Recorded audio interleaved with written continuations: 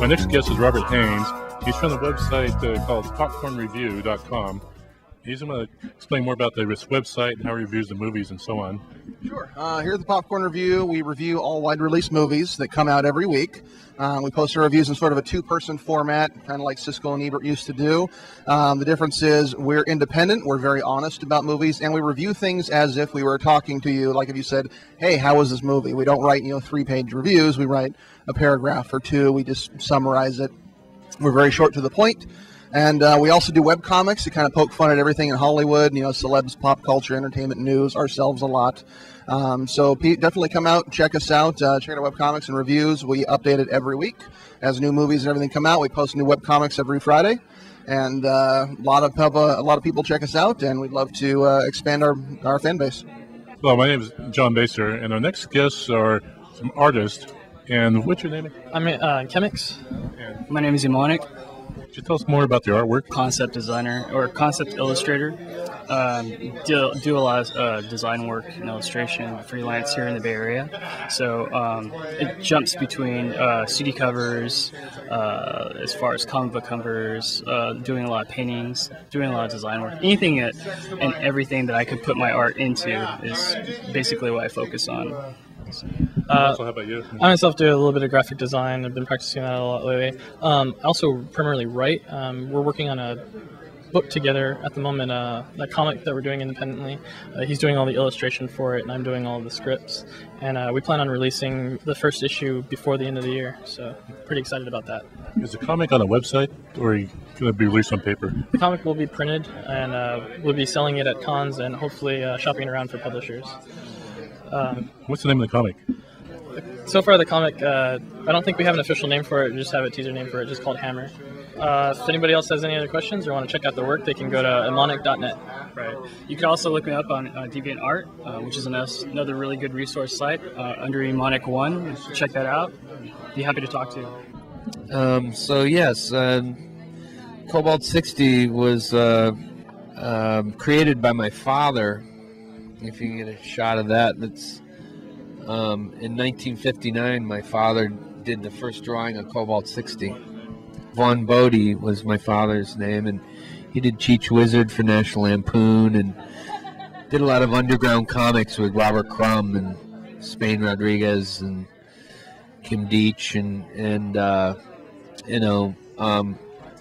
Vaughn became one of the mainstays in the adult comic genre that was big in the 60s and 70s. I took over after my father died in 75, and we did this whole Cobalt 60 story that takes place in the Bay Area after nuclear war. So this is a map of the Bay Area after it's been bombed, and there's nothing but mutants and radio people left in the deserts. And Cobalt 60, who's was revived in '68 by my father, and then was used to make the movie Wizards. Ralph Bakshi was very influenced by my father's work on Cobalt 60. So he took Cobalt 60 after my father died and made it Necron 99 and changed the character a bit. To this day, I've been reviving this character and made a whole new story with the help of a co-creator friend of mine, Larry Todd. We wrote a long story that was a 150-page graphic novel called Cobalt 60. And now we just sold the rights to Universal Studios for a live-action version of Cobalt 60 done with CGI and live actors. As soon as Zach is done with Watchmen, which should be about a year from now, we should start production on Cobalt 60, the movie. So there will be, Cobalt 60 will ride again, and will actually be done in live action, and it would be really exciting to work on something like that. The characters, and there's lots of there's animation on the site, and it also is mainly for 18 plus crowd. So just a little warning there for you. Hi, I'm Ramzi Abed, director of Black Dahlia movie, and I'm here at Silicon 2007. And these gentlemen obviously had some questions for me, so I just wanted to pop on and show you some of my wares here. This is the original Black Dahlia movie in some ways. We started it before James Ellroy's film, which was adapted by Brian De Palma. Started before a number of films that some have fallen to the wayside, some have been completed. But my film has a lot of unique people in it. Julie Strain is in it, amongst others. Sankey Lee, Spike Lee's little brother. Mark Borchardt, who was an American movie. Dame Darcy, who's here at the convention somewhere. And a lot of other people that are, if you're into indie films, you'd know who they are. David J. from a group called Bauhaus, who's also in a group called Love and Rockets, did the score for the film, along with a lot of other great bands. It was shot in Los Angeles, and it's gotten a lot of accolades, especially in Rue Morgue Magazine, LAist, a number of other places have given us some great write-ups, and it'll be distributed in 2008. But right now I've got limited edition DVDs, which are really beautiful. And it's a gorgeous and surreal, creepy, sexy movie. Yeah, no, I've done a number of other films. I mean, I did another film. I've done stuff for a company called Troma, which you may have heard of. You've heard of The Toxic Avenger and Surf Nazis Must Die and stuff like that. I line produced a film for them a few years ago, and I've been, in Lloyd Kaufman's book and the Make Your Own Damn Movie box set and all this other stuff. His book, Make Your Own Damn Movie, I recommend for you to go pick up. It's a great book. St. Martin's Press put it out. I'm the first name in the index, so whatever that means. But I made a film called The Tunnel, which had Mark Borchardt, again, from American Movie in it, Lloyd's in it, and some other people. That was a super 16mm film. It's played a lot of film festivals. And now we just wrapped a new feature film, again, in Los Angeles. This is a multiple language film. It has it's English, Hebrew, Arabic, Korean. It's also a thriller. It has a very horrific scene in it, but it's not really a horror film.